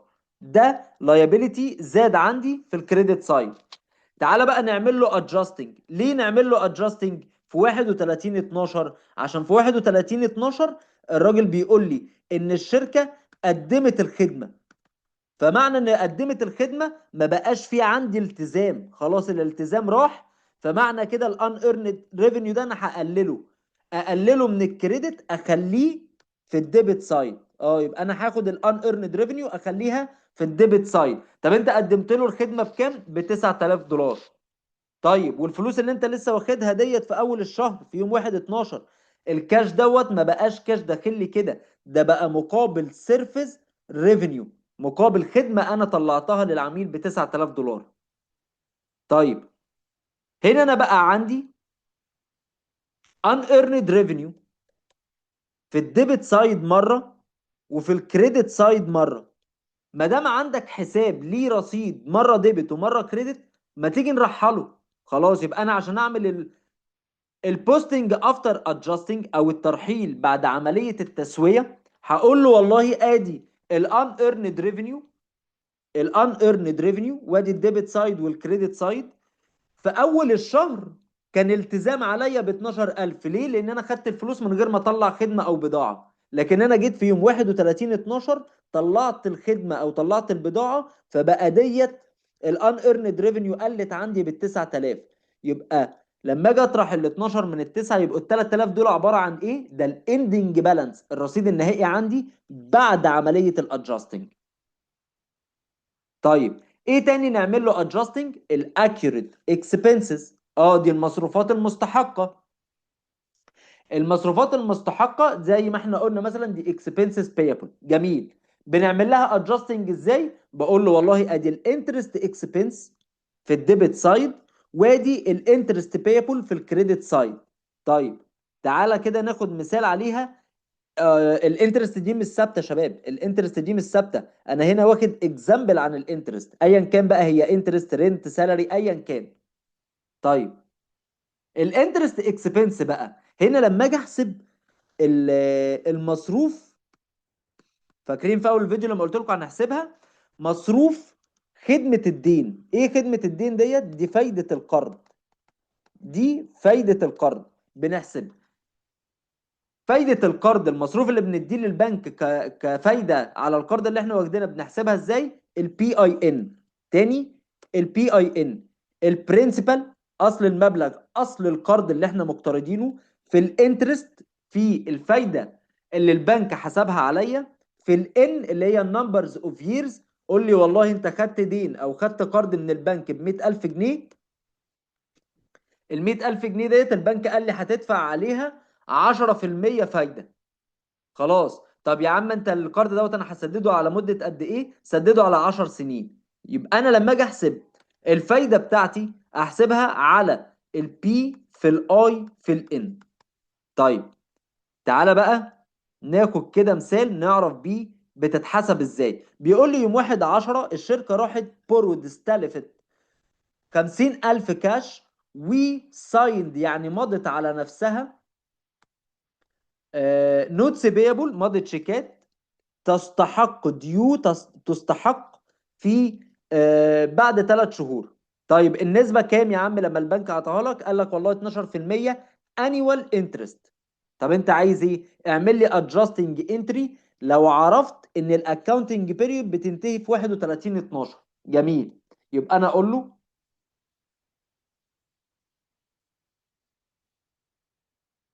ادي في تاريخ 31 12، 31 12 حاجه اعمل الادجستنج. ادي ده هنا انا بعمل الادجستنج، وانا عارف لما اجي احسب الاكريد اكسبنسز بقول ان الادجستنج انتريز بتاعتها عباره عن الانترست اكسبنس في الديبت سايد والانترست بيبل في الكريدت سايد. طيب انا بقى احسبهم ازاي؟ خلاص تعالى نحسب الانترست اكسبنسز. تقول لي والله الانترست اكسبنسز ديت عباره عن البي في الاي في الان. البي اللي هو اصل المبلغ اللي احنا مقترضينه، انت مقترض كام؟ 50000. والاي دي الفايده اللي عليا الانيوال انترست 12%. طيب لمده قد ايه؟ قال لك والله دي هتستحق بعد 3 شهور. يبقى البي اي ان عباره عن ال 50000 القرض اللي احنا واخدينهم في ال 12% انترست، في الان بقى تتحسب ازاي الان؟ تقول لي 3 شهور، اقول لك لا، ده هي تستحق بعد 3 شهور. انت واخدها يوم كام؟ واخدها يوم 1/10. ركز بقى هنا، يوم 1/10 خدت القرض. طيب وانت بتعمل الادجستنج انتري ديت فين؟ قال لك لو عرفت ان الاكونتنج بيريود بتنتهي في 31 12. يبقى انا لما رحت خدت القرض في 1/10 هقفل عندي اقفالات الشهر عندي او الفتره المحاسبيه في 31 12. يعني قعدت كام شهر مستفيد بالقرض؟ ادي شهر 10 كامل، شهر 11، شهر 12. يبقى 3 شهور، صح كده؟ تمام. يبقى انا هنا لما جيت اقول دي يوم 11 يا شباب، دي يوم 11 مش يوم 10، دي يوم 11. قعدت يوم قعدت شهر 11 كله، شهر 11 كله وشهر 12 كله، يبقى شهرين. يبقى انا اقسم الاثنين اللي هم التو مانثز على ال 12 اللي هي اليير. طب ليه بقسم كده؟ ليه ما احسبهاش ان هي 3 شهور وخلاص؟ قال لك عشان دي الفايده اللي انت بتحسبها دي annual interest. تاني، دي annual interest. يبقى انا هنا لما اجي احسب اقول البي اي ان، اقول ال 50,000 اللي انا خدتهم في ال 12% في 2 على 12 عشان يديني مبلغ $1000. يبقى ده مصروف الدين او الانترست اكسبنس اللي انا هدفعها في تاريخ 31/12. طيب ايه تاني في الادجستنج؟ ممكن يطلب منك في الامتحان ادجستنج للاكيوريت ريفينيو.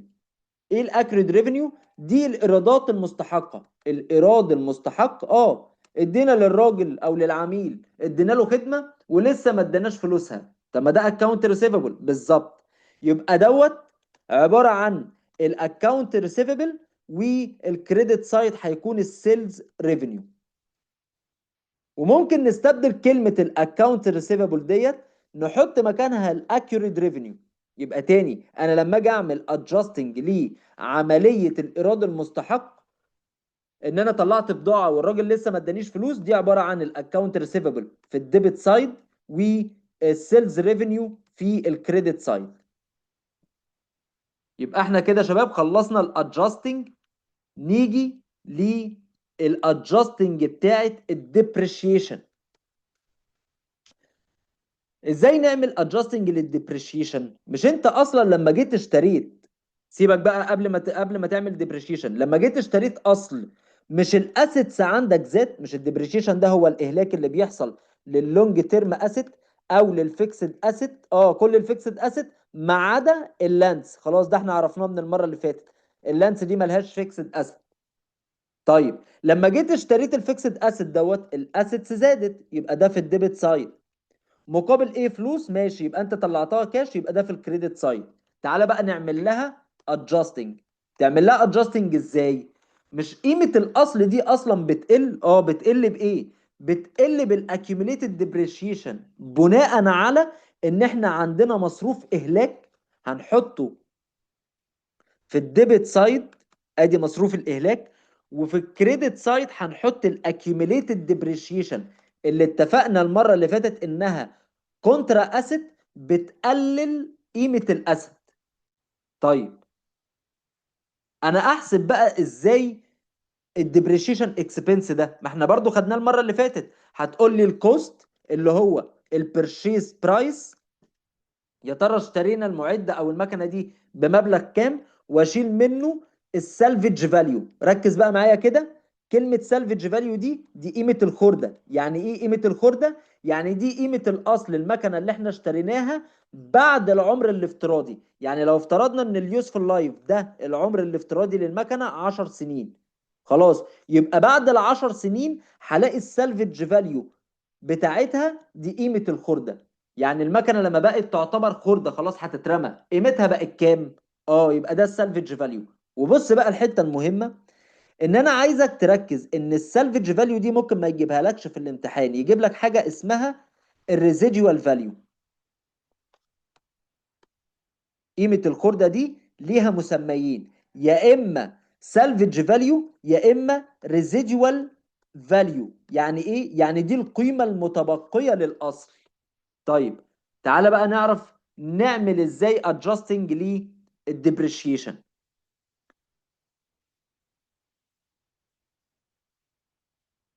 تعالى هنا هو مديني مثال، بيقول لي يوم 1/1 سنة 2020 الشركة راحت اشترت مكنة ماشين ب $105,000، بتقدير استيميتد ان اليوسفول لايف بتاعها ده عمرها الافتراضي كام يا عم؟ 10 سنين. والسالفج فاليو اللي انا وانت لسه متفقين من شويه ان ممكن يجيبها لي في الامتحان بمسمى ريزيديوال فاليو. ريزيديوال فاليو بكام الريزيدوال فاليو ديت او قيمه الخرده؟ ب 5000 دولار. يعني انا لما اشتري المكنه ب 105، لما اشتريت المكنه ب 105,000، بعد 10 سنين اللي هم الريزيدوال اللي هم اليوسفول لايف، هلاقي قيمه المكنه ديت ب 5000 دولار.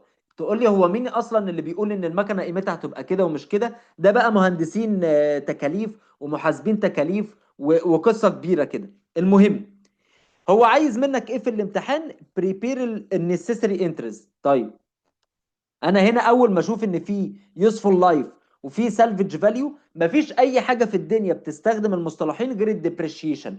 فانا لما الاقي في الامتحان المصطلحين دول، يبقى هو بيكلمني عن الديبريشيشن. اجري على طول اروح احسب الجورناليزنج.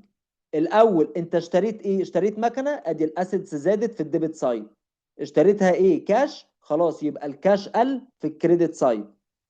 يبقى دي الماشين ب 105 في الديبت سايد، والكاش قل في الكريدت سايد ب 105. جميل.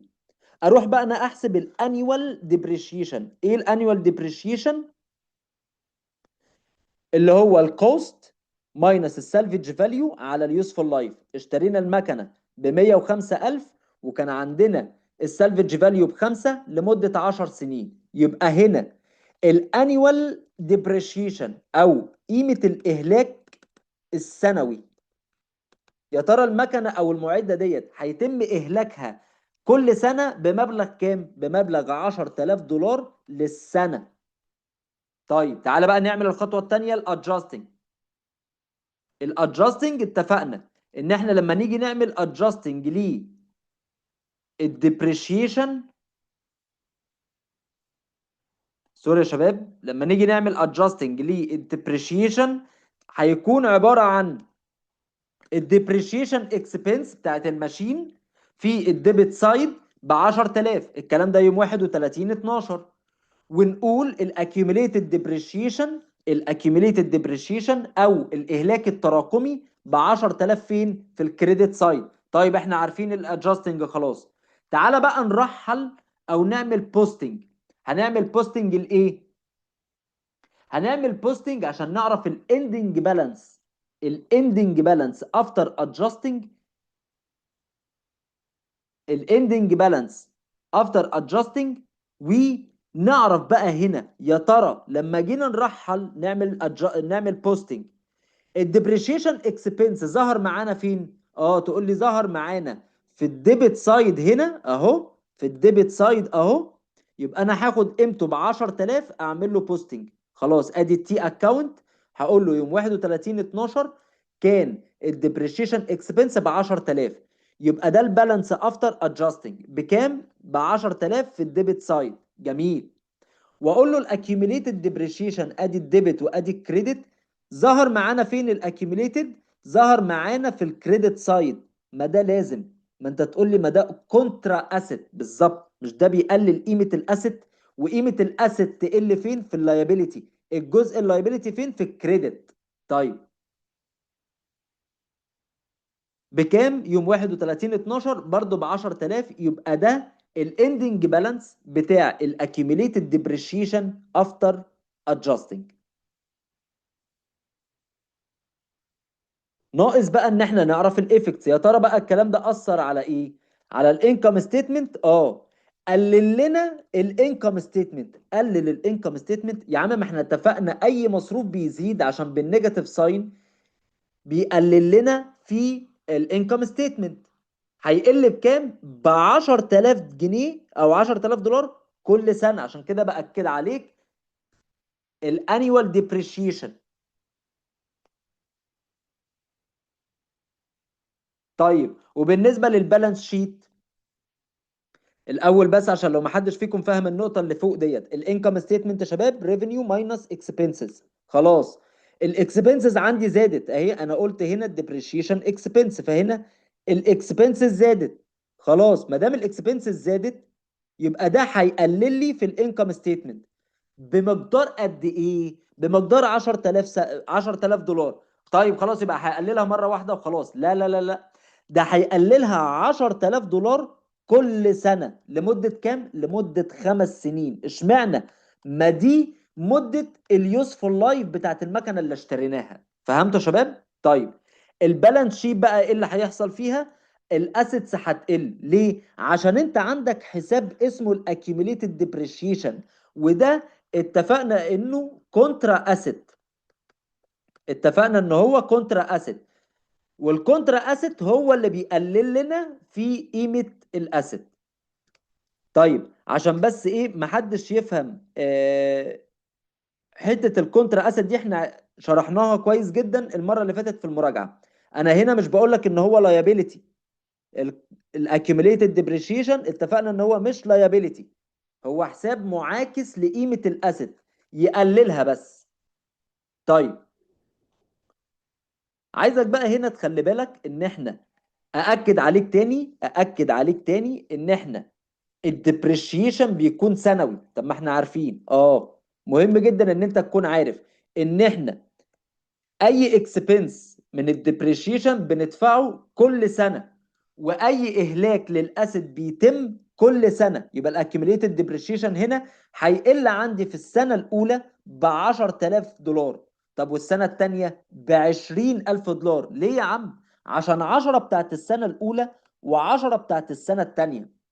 طب والسنة التالتة ب 30000 دولار. خلاص عرفنا دي السنة الأولى ودي التانية ودي التالتة، وهنفضل على نفس النظام لحد ما نوصل للسنة الخامسة. الله ينور عليك. يبقى أنت كده تمام جدا. ليه السنة الخامسة؟ عشان دي اليوسفول لايف بتاعت المكنة أو العمر الافتراضي بتاع المكنة. طيب في بقى بتظهر في البالانس شيت، احنا قلنا هنا قيمة الاسيت هتقل. قيمة الاسيت هنا قلنا انها هتقل بكام؟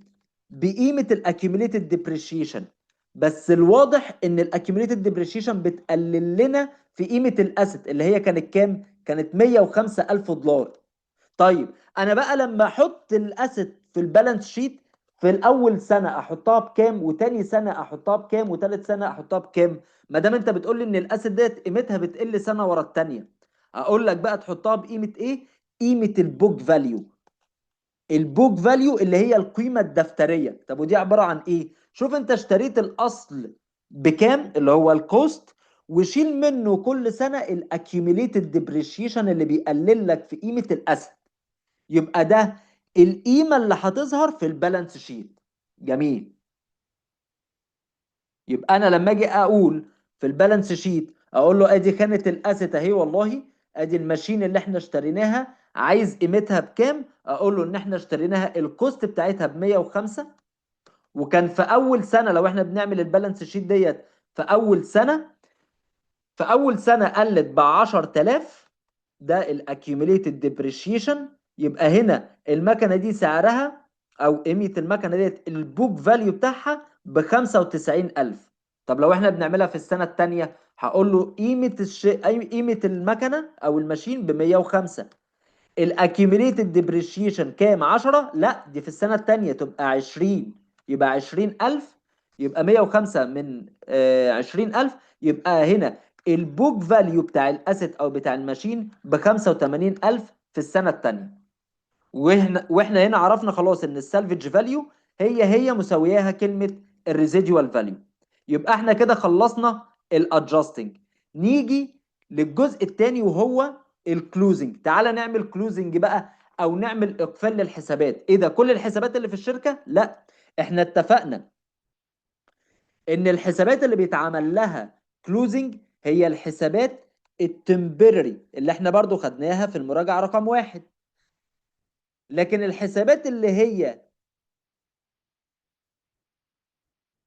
البيرمننت القائمه معانا والدائمه معانا زي الاسيتس وزي اللايبيليتيز وزي الاونرز ايكويتي، دي حسابات دائمه مش بيتعمل لها كلوزنج. طب اللي احنا هنعمل له كلوزنج ايه؟ الريفينيو، الاكسبنسز، الدروينجز. دول الثلاث حسابات اللي بيتعمل لهم ايه يا شباب؟ بيتعمل لهم كلوزنج. طيب تعالى بقى نعرف ازاي بنعمل كلوزنج. انا مش عايزك تعرف ايه ده. بص، لما تقرا كلمه كلوزنج في الامتحان على طول الحساب اللي يبقى حسابه ديبت خليه كريدت، طب واللي كريدت خليه ديبت، يبقى انت كده عملت اقفال. معنى اقفال بمعنى ايه يا شباب؟ ان انا هخلي الحساب ده يساوي زيرو في نهاية السنة عشان ابدأ بداية السنة على نظافة. طيب معنى ان هو ديبت وانا خليته كريدت، يبقى انا كده عكسته. يعني ايه؟ يعني انا هنا قفلته زاد ب 10 جنيه، رحت انا مقلله ب 10 جنيه، خلاص ما بقاش في حساب، بقى بزيرو خلاص. هو ده معنى الكلوزنج انترست. طيب انا بقى عايزك لما تسمع كلمة كلوزنج انترست في الامتحان تفتكر ان انت عندك 6 خطوات، تكتبهم كده على ورقة الامتحان. 6 خطوات. رقم واحد، هعمل كده التالي، انا هعمل كده وانا في اللجنه على ورقه الامتحان من قبل حتى ما اقرا الارقام بتاعت الامتحان. اول حاجه هعمل كلوزنج للريفينيو. طب يعني ايه؟ مش مش الريفينيو ديت طبيعتها كريدت، خلاص خليها ديبت. جميل، يبقى دي الريفينيو في الديبت سايد، واخد معاها في الكريدت سايد حاجه اسمها الانكم سمري، ده ملخص الدخل في الكريدت سايد. طب الخطوه رقم 2، اعمل كلوزنج للاكسبنسز. هي الاكسبنسز دي ايه؟ الاكسبنسز دي ديبت سايد. طب وانا عايز اعمل لها كلوزنج، خلاص خليها كريدت سايد. يبقى دي كانت ديبت، هخليها كريدت. جميل، يبقى انا هحط الاكسبنسز في الكريدت سايد ومعاها الانكم سمري في الديبت سايد. الله، هو الانكم سمري مره يظهر معايا في الكريدت سايد ومره يظهر معايا في الديبت سايد؟ خلاص انت تعب نفسك ليه؟ خش على الخطوه الثالثه، اعمل له بوستنج عشان نعرف بقى الراجل دوت رصيده رايح فين، الانكم سمري ده رصيده رايح فين. تقول لي والله ده ظهر معايا مره ديبت وانا بعمل كلوزنج للاكسبنسز بقد كده، وظهر مره معايا كريدت وانا بعمل كلوزنج للريفينيو بقد كده. ادي كريدت وانا بعمل كلوزنج للريفينيو بقد كده. ومن بعدها تخش على الخطوه الرابعه، ان انت بقى تعمل له اقفال هو كمان. مش انت محيرني ومره ديبت ومره كريدت؟ لا لا لا، شوف انت رصيدك فين يا عم الحاج، شوف انت رصيدك فين، وتعالى نرحلك، تعالى نعمل لك بقى ايه، كلوزنج، تعالى نقفلك. الانكم سمري اعمل له كلوزنج ازاي؟ اخليه في الديبت سايد، ادي في الديبت سايد، والكريدت سايد يكون ايه؟ الاونرز كابيتال. يبقى تاني يا شباب عشان ما تتوهش مني بالترتيب: واحد، الريفينيو، خلاص حطيت الريفينيو في الديبت ومعاها انكم سمري. طب رقم 2، هعمل اقفال للاكسبنسز، هخليها في الكريدت سايد والانكم سمري في الديبت سايد. الخطوه الثالثه ان انا هعمل ميزان مراجعه او هعمل ترحيل للانكم سمري، هعمل له بوستنج، اقول في الديبت سايد ده اللي انا خدته ده رصيده لما جينا نعمل كلوزنج في الاكسبنسز. طب اشمعنى؟ ما عشان هو ظهر معايا وانا بعمل اقفال للاكسبنسز، ظهر معايا في الديبت سايد، فعشان كده هحطه في الديبت سايد برصيده في الاقفال بتاع الاكسبنسز. ونفس الكلام في الريفينيو، وبعد كده اقوم جاي عامل كلوزنج للانكم سمري، احطه في الديبت سايد، والكريدت سايد يكون الاونرز كابيتال. طيب الخطوه الخامسه، الحساب الثالث بقى. مش انا قلت لك الاقفال ده بيتم للريفينيو والاكسبنسز والدروينجز؟ هنعمل اقفال للدروينجز. هي الدروينجز ديت لو نفتكر مع بعض كانت من ضمن الاديب، صح كده؟ يبقى دي الدروينجز ديبت سايد. ديبت سايد عايز اعمل لها كلوزنج، اخليها كريدت سايد. تعالى كده بص، ادي هعمل اقفال، اقفال او كلوزنج للدروينجز، اخليها في الكريدت سايد. طب والديبت سايد هيكون ايه؟ هيكون الاونرز كابيتال. هيكون ايه يا شباب؟ الاونرز كابيتال. يبقى ادي الاونرز كابيتال عندي في الديبت سايد. طيب تعالى بص بقى كده، الديبت سايد عندك هنا فين؟ تعالى بص كده على الحساب بتاع الاونرز كابيتال، هنلاقيه مره ظهر معانا في الديبت سايد ومره ظهر معانا في الكريدت سايد. واحنا بنعمل ايه؟ واحنا بنعمل اغلاق للانكم سمري. طب ما تعاملوا معامله الانكم سمري، انت مش مره لقيته ديبت ومره لقيته كريدت رحت عامل له بوستنج؟ خلاص تعالى نعمل بوستنج للايه، للاونرز كابيتال بالمره. طيب يبقى انا هقول الاونرز كابيتال، اجيب له، اعمل له بوستنج، ادي اهو الاونرز كابيتال، ادي الديبت سايد والكريدت سايد. كان ديبت سايد امتى؟ واحنا بنعمل كلوزنج للدروينجز بمبلغ كذا. واقول له البالانس اللي احنا بدأنا بيه بقى، لما اجي بقى اتكلم عن الكريدت سايد، احنا بدأنا الكابيتال بتاع الشركة كان كام؟ تقول لي اكس، خلاص. وانت الانكم سامري ده ظهر معاك والكابيتال ده ظهر معاك كريدت امتى؟ تقول لي والله وانا بعمل كلوزنج للانكم سامري. خلاص، اجمع الاثنين دول على بعض يدي لك البالانس افتر كلوزنج. البالانس افتر كلوزنج، يبقى ده دي الخطوات الستة اللي انا هعملها كل ما اسمع او كل ما يطلب مني ان انا اعمل كلوزنج. يبقى احط في بالي كده على طول ان هم 6 ستيبس للكلوزنج انا شغال بيهم. نيجي بقى لاخر حاجة، النظام البريودك والبربيتوال. فعملية التسجيل وانا بعمل جورناليزنج، احنا هنا بنتكلم يا شباب عن المرشندايزنج بيزنس. تقول لي والله في البريودك، في نظام الجرد الدوري، لما باجي اشتري بضاعة انا بسجلها بيرشيسز بتزيد والاكونتس بيبل بتزيد، او لو انا شاريها كاش يبقى الكاش بيقل. تمام. طب وفي البربيتوال؟ قال لك البربيتوال ما عندوش حاجة اسمها بيرشيسز وبيرشيسز ريتيرن والاونس وديسكاونت. البربيتوال لما تيجي تستخدمه كله بيحطه بالايه؟ بالمرشندايزنج انفنتوري.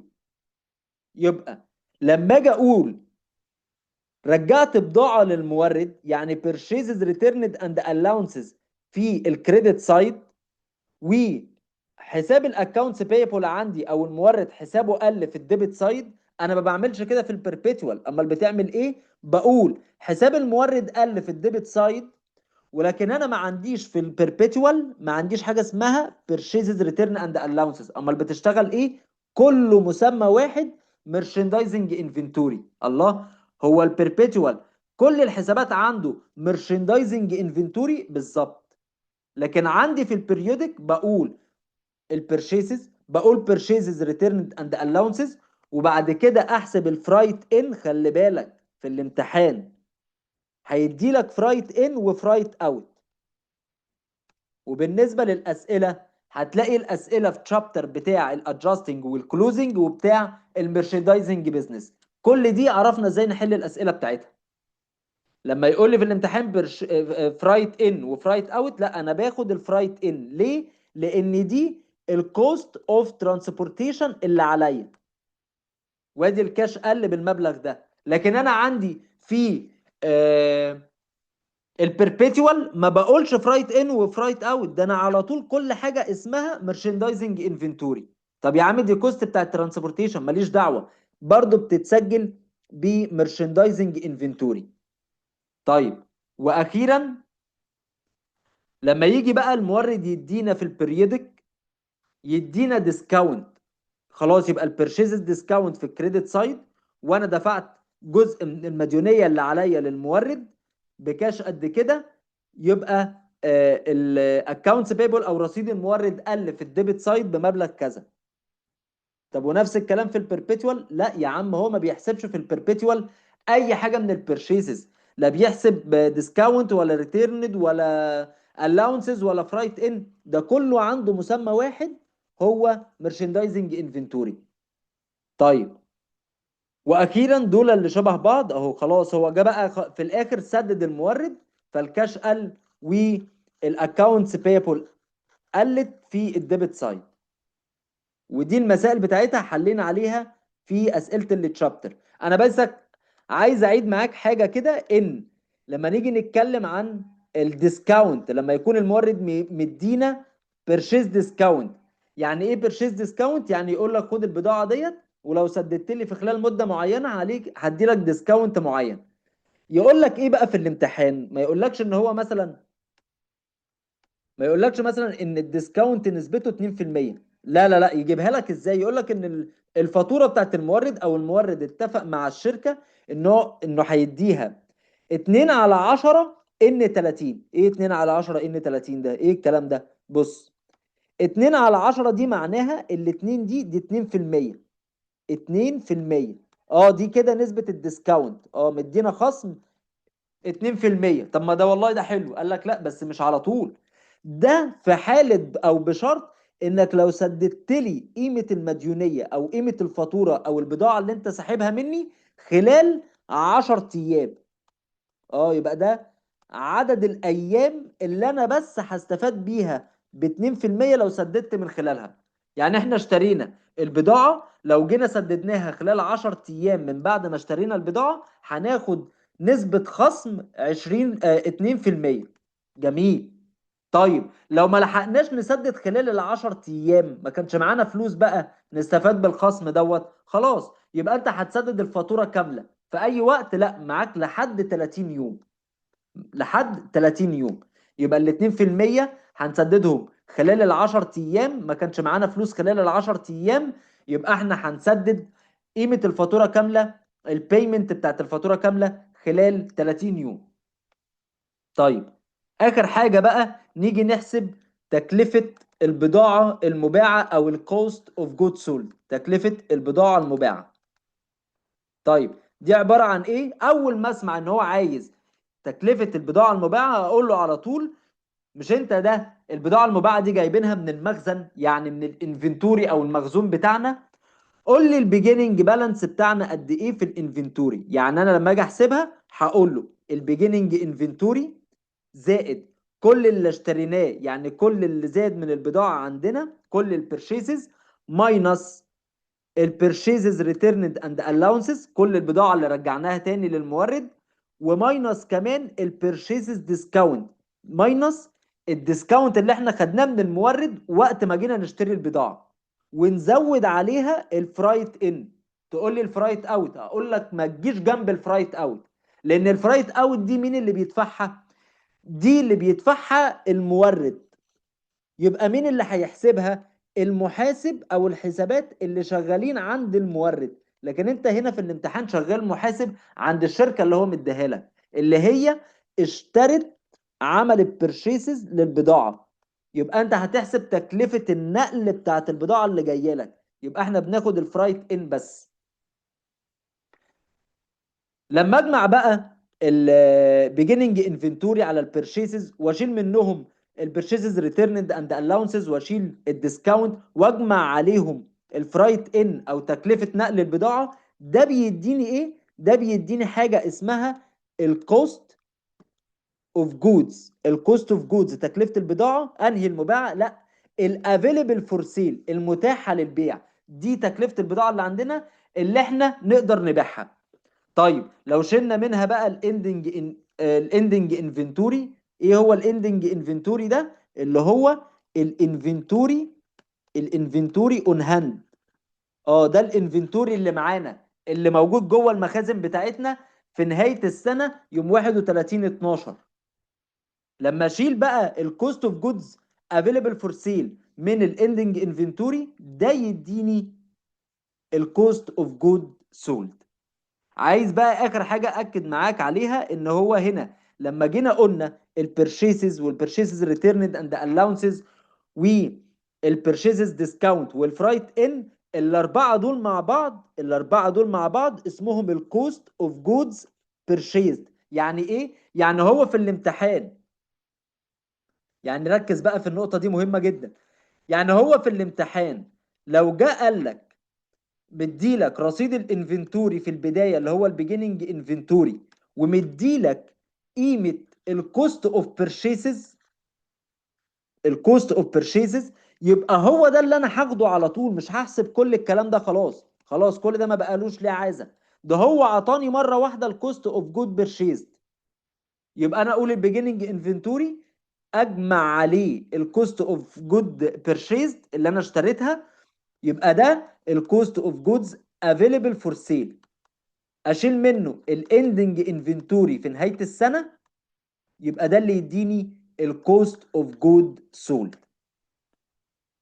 احنا كده خلصنا المراجعه يا شباب، بتمنى لكم كل التوفيق. لو حد عنده اي سؤال يكتب لي في الكومنتس. معاك بارت 1 من الريفيجن، معاك بارت 1 اللي خدنا فيها كل الثيوريتيكال الخاصه باسئله الام سي كيو والترو اور فولس، وخدنا النهارده النيوميريكلي كويستشن من بارت 2. يبقى احنا كده خلصنا منهج الاكاونتنج كامل للترم الاول. والناس اللي امتحانها بكره ان شاء الله، للاسف انا ما لحقتش ان انا احل معاكم اسئله كتير، وده كان غصب عني وانتم شايفين الوقت، فبعتذر لكم عن النقطه ديت. ولو حد عنده اي سؤال، انا من الوقت دوت من يومين بس، انا هقول لك من الوقت دوت لحد بكره ان شاء الله، لحد ما تروح الامتحان انا متاح معاك 24 ساعه. اي حاجه تحتاجها اكتب لي في الكومنتس وانا معاك. ربنا يوفقكم ان شاء الله، وهستناكم بكره تطمنوني بعد الامتحان. شكرا يا شباب.